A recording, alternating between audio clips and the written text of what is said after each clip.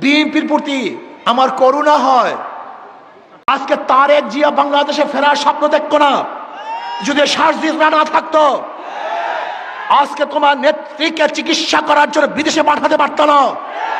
যদি আজকে ওরা না থাকতো, তারা সংস্কারের কথা বলে না, বিচারের কথা বলে না, শুধু নির্বাচন নির্বাচন।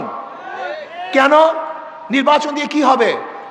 যদি লুটেরা, চোরেরা, ডাকাতরা, বদমাশরা, ধর্ষকরা আবার ক্ষমতা আসে, তাহলে এদের বিরুদ্ধে আবারও আন্দোলন করতে হবে, সংগ্রাম করতে হবে।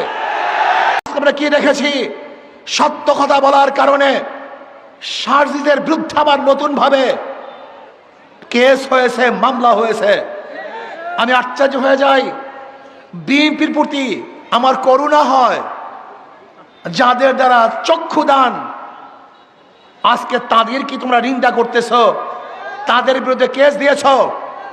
আজকে তারেক জিয়া বাংলাদেশে ফেরার স্বপ্ন দেখতো না।